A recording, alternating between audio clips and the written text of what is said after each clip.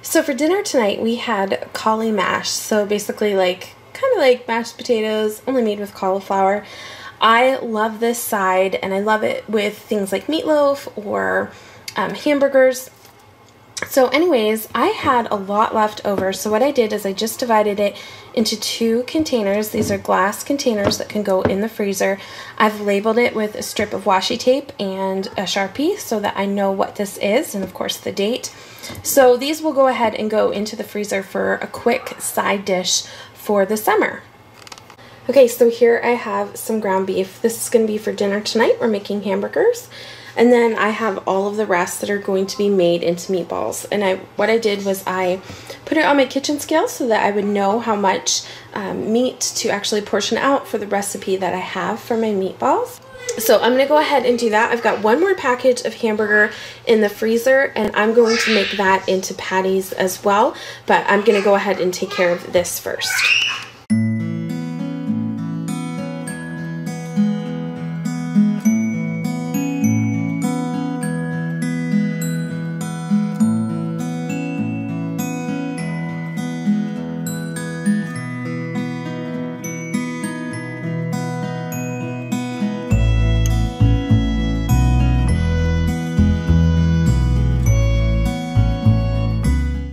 So after dinner, we only have 7 burgers to put into the freezer, but this is a good start.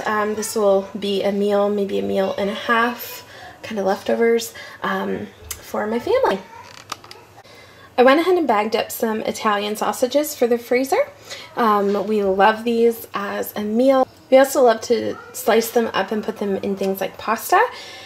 Such a good summer staple. These are excellent on the grill as well. So I've just picked up a pack at Costco, divided it up into 2 freezer bags, and we'll stick them in the freezer for 2 meals for this summer.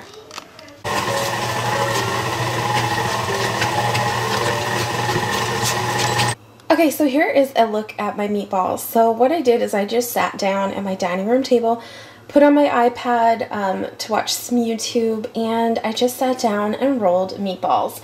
I used a tablespoon scoop and just, scooped out the meat, rolled it in my hands, and I made these meatballs. So what I'm going to do with this pan is I'm going to put this in my freezer and allow these to freeze.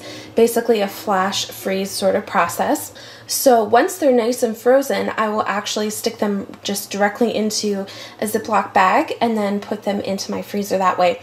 And then that way I have all of these individually frozen meatballs and they're not all clumped together, and I can pull out just what I need for a meal. So I do this all the time. It is so easy, and I actually cook them from frozen. It is so easy. It takes only half an hour. Okay, so what I did here is I put some chicken breasts inside of a Ziploc bag. I added olive oil, lemon juice, there is dried parsley, Greek seasoning, there's some salt and pepper, and I can't remember what else. I'll have a link down below to this recipe. So I have just stuck everything inside of this bag, and I'm going to go ahead and stick it in the freezer for later.